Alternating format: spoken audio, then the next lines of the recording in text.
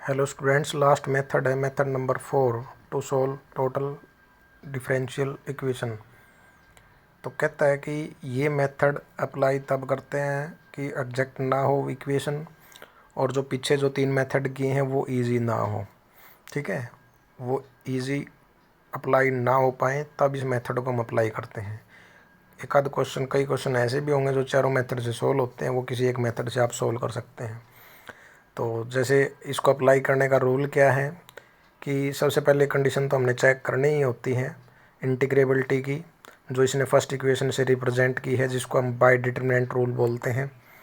P Q R second row first row same थी, third row में curl by curl X Y Z ये थे, वो determinant zero आना चाहिए, वो डिटरमिनेंट ही ये फर्स्ट इक्वेशन है।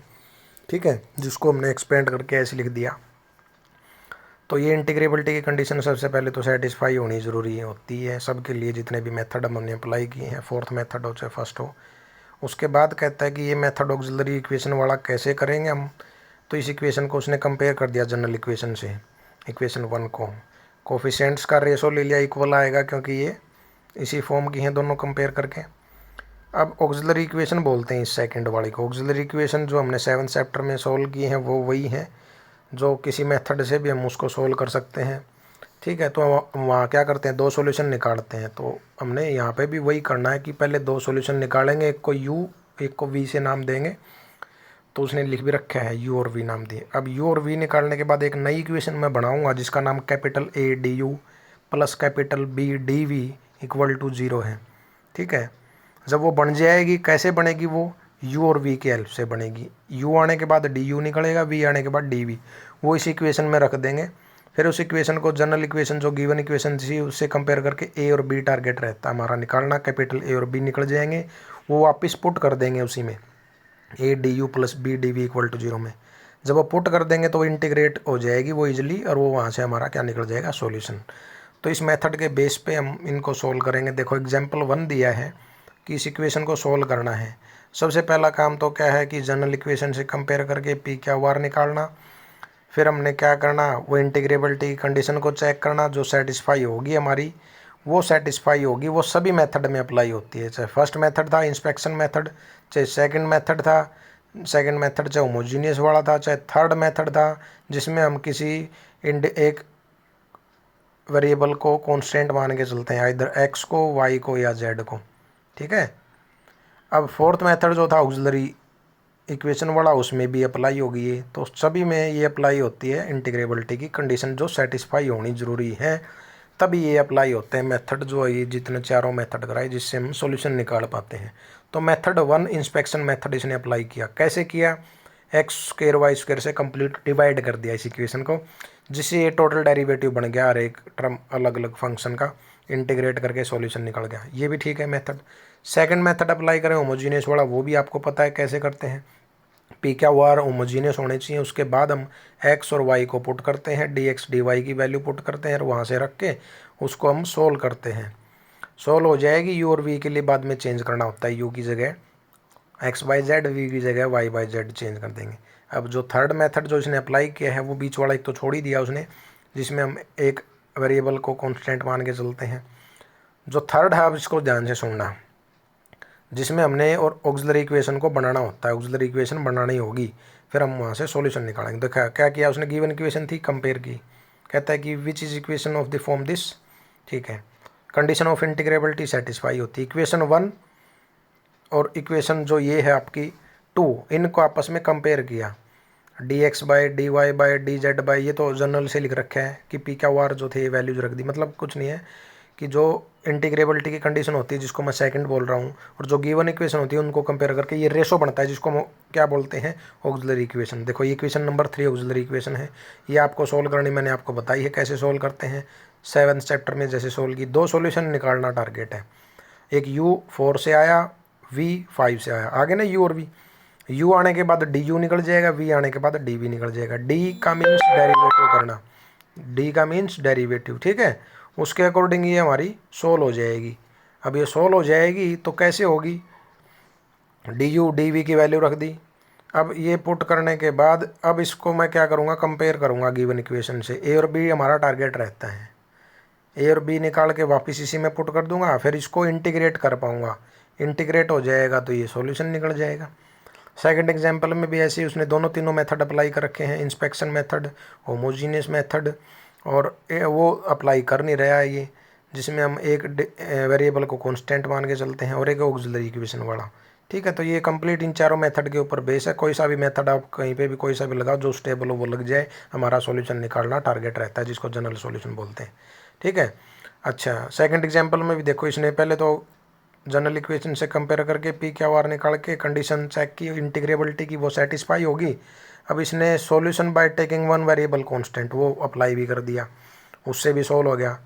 ठीक है, अब सेकंड मेथड होमोजीनियस वाला वो भी अप्लाई कर दिया, उससे भी सॉल्व हो गया। थर्ड मेथड ऑक्सिलरी इक्वेशन वाला वो अप्लाई कैसे करते हैं आपको अभी दोबारा मैं बता रहा हूँ नए सिरे से, कि गिवन इक्वेशन होगी उसको कंपेयर, ये इक्वेशन इस फॉर्म की होगी, P D X plus Q D Y equal to 0।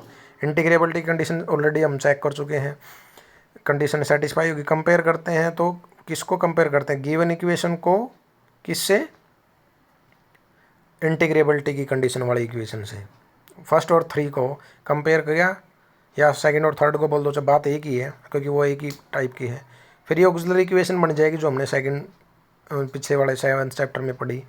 दो सॉल्यूशन निकले यू और वी निकलने के बाद डी यू डी वी निकल जाएंगे। वो डी यू डी वी की value A D U plus B D V equal to 0 एक नई इक्वेशन में पुट करना है, वहाँ से वो कंपेयर करना है गिवन इक्वेशन से। तो कंपेयर करके ए और बी टारगेट निकालना है, ए और बी हमारे आ जाएंगे, वो वापस पुट कर देंगे, फिर इंटीग्रेट कर देंगे तो हमारा सॉल्यूशन आ जाएगा। एक नया सुनो अब मेथड क्या है, ये भी है अलग से, जो हम होमोजेनियस के लिए ही अप्लाई करेंगे केवल। ठीक है, to show that X P plus Y Q plus Z R equal to C is solution of total differential equation when it is exact and homogeneous of degree n where n is not equal to -1। ठीक है, ये बता देता हूँ मैं, सुनो ध्यान से। तो ये मेथड अप्लाई कब करना है, जब वो इक्वेशन एग्जैक्ट हो और होमोजीनियस हो। थोड़ा टिपिकल है, एग्जैक्ट चेक करना। एग्जैक्ट का मीनिंग मैं बता देता हूँ, जो हमारा इंस्पेक्शन मेथड था वो एग्जैक्ट वाला ही है एक तरह से डायरेक्ट।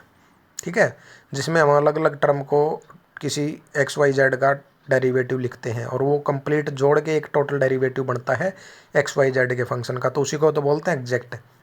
जो हमने फर्स्ट चैप्टर में किया था एग्जैक्ट डिफरेंशियल इक्वेशन चेक करने वाला मेथड, वो वही तो है। क्योंकि इक्वेशन एग्जैक्ट कब बनती है, जब वो इक्वेशन किसी एक्स वाई किसी फंक्शन का क्या है टोटल डेरिवेटिव है। ये चीज़ भी वही है, यहाँ 3 के लिए है, वो 2 के लिए थी, बात वही है। अब सुनना ध्यान से, ये टारगेट हमारा है कि X P plus Y Q plus Z R equal to C, इसका सॉल्यूशन प्रूव करना है। तो कहता है कि गिवन इक्वेशन ये थी, ये हमारे पास पी क्या आर होमोजीनियस है, क्योंकि हम लेके चलेंगे इनको कि होमोजीनियस के लिए सोल्व कर रहा हूँ मैं, कि ये पी क्या आर होमोजीनियस है जिनकी डिग्री n है। n हमारा क्या है, -1 नहीं है, कुछ और भी हो सकता है, 2 3 4 अप टू दिस। तो जनरल मान ली डिग्री n है। तो एक एलर्स थ्योरम होती है जो हमें एडवांस कैलकुलस में अगले सेमेस्टर में आगे पढ़ेंगे, कि क्या है कि p क्योंकि होमोजीनियस है तो एलर्स थ्योरम कैसे लगेगी p पे, जैसे इसने लगाई x curl p by curl x plus y curl p by curl y plus z curl p by curl z equal to N P. n means degree और p कौन है, वो फंक्शन है होमोजीनियस जो है। होमोजीनियस होगा तब apply होती है एलर्स थ्योरम, ध्यान रहेगी।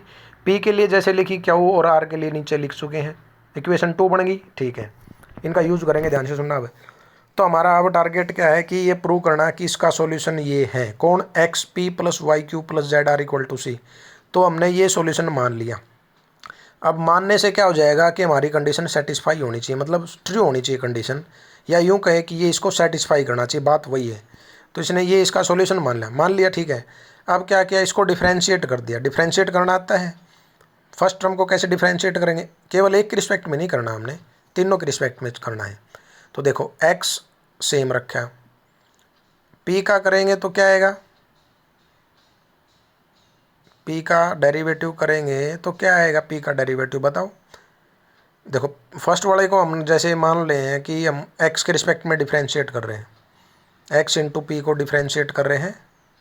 ठीक है, किसके रिस्पेक्ट में कर रहे हैं, तीनों के रिस्पेक्ट में, ध्यान रहेगा ना, x में भी, y में भी, z में भी। तो बताओ फर्स्ट वाली टर्म जो x इंटू पी थी उसका डेरिवेटिव क्या आएगा, x पहले मैंने रख लिया सेम, p का क्या आएगा, curl P by curl X भी आ सकता है, पी का curl P by curl Y भी आ सकता है, पी का curl P by curl Z भी आ सकता है। ठीक है, ये इसने कंबाइन कर रखी है पूरी। तो आप एक को उठाना, एक को डिफ्रेंशिएट करोगे ऐसे सेकंड और थर्ड को, इसने कंप्लीट शॉर्ट फॉर्म में कंबाइन कर दिया। लेकिन मैं वही बताना चाह रहा हूँ कि फर्स्ट टर्म को डिफ्रेंशिएट करेंगे तो एक्स को मान लिया सेम रख लिया, एक्स को सेम रख लिया। देखो इसमें ये टर्म आ रही, मैं यहाँ टिक कर रहा हूँ, यहाँ एक्स को ध्यान से देखना, एक्स सेम पी का एक्स में, एक्स सेम पी का वाई में, एक्स सेम पी का जेड में, ये तो ऐसे आई। फिर मैं क्या करूँगा उल्टा, पी को सेम मानूंगा। देखो पी को सेम मान लिया, एक्स का क्या आएगा, एक्स के रिस्पेक्ट में तो 1 और वाई जेड के रिस्पेक्ट में 0। ठीक है, ऐसे ही लिख रखी ना। तो ये इक्वेशन उसने कंबाइन कर दी। अब इसने कहा कौन सी यूज़ कर दी, ये कहता है कि ये इक्वेशन एग्जैक्ट है। अगर इक्वेशन एग्जैक्ट होती तो पीछे एक डेफिनेशन थी कि ये दोनों इक्वल होते हैं, curl P by curl Y equal to this और दिस, ये इक्वल आगे। ये सब्सिट्यूट करूँगा मैं यहाँ पे इक्वेशन 3 में, यहाँ पे, क्योंकि ये तीनों को मैं पी में बनाऊंगा, इन तीनों को मैं क्यू में बनाऊंगा, इन तीनों को मैं आर में बनाऊंगा। ऐसा करने के लिए उसने क्या कर रखे हैं, ये पुट कर रखे हैं वैल्यूज़। तो इससे क्या हो गया कि फिर उसका यूज़ भी कर दिया इस इक्वेशन का, ये जिससे इक्वेशन ये बन गई। अब ये सेटिस्फाई हो रही है विच इज़ ट्रू, क्योंकि ये गिवन है, क्योंकि इक्वेशन गिवन थी वो वही आ गई। इससे क्या फ़ायदा हो गया, इससे ये फ़ायदा हो गया कि जो हम मान के चले थे वो सॉल्यूशन एक्चुअल में सॉल्यूशन बनेगा, वो उसको सेटिस्फाई कर रहे हैं, आपके सामने है ये चीज़। ठीक है, तो ये कंडीशन थी एक, जो जिसमें हम यूज़ कर रहे हैं कि वो इक्वेशन एग्जैक्ट हो, साथ में वो क्या हो, होमोजीनियस हो। तो ये ध्यान रखना, एग्जैक्ट चेक करने के लिए एक ये कंडीशन हमारे पास है कि एग्जैक्ट इससे होगी, और दूसरी बात होमोजीनियस आपको पता ही है। जब ये दो केस हो जाएंगे तो हम इस केस में ये कह सकते हैं कि ये इसका सॉल्यूशन बनेगा, जो हम डायरेक्ट भी बोल सकते हैं। अब देखो एग्जांपल इसके बेस पे प्रॉब्लम इससे रिलेटेड। सबसे पहला काम, जो गिवन इक्वेशन से कंपेयर किया, पी क्या वार निकाले, curl P by curl Y equal to curl Q by curl X आ गया, ये इक्वल आ गए। अब ये अगर इक्वल आ गए तो इसका मीनिंग ये क्या बन गई, एग्जैक्ट बन गई। देखो गिवन इक्वेशन एग्जैक्ट, पी क्या वार होमोजीनियस है, तो इससे डायरेक्ट कहेंगे कि इसका सॉल्यूशन ये होगा, और इसका सॉल्यूशन हो गया बस ये। ठीक है, ऐसे ही ये आपका फोर्थ एग्जांपल है जिसमें हम चेक कर रहे हैं कि curl P by curl Y equal to curl Q by curl X, और ये इक्वल है, तो ये क्या बन गई, एग्जैक्ट भी बन गई, होमोजीनियस भी बन गई। X P plus Y Q plus Z R equal to C इसका सॉल्यूशन होगा, इसका सॉल्यूशन निकाल दिया हमने बस वो ईजिली।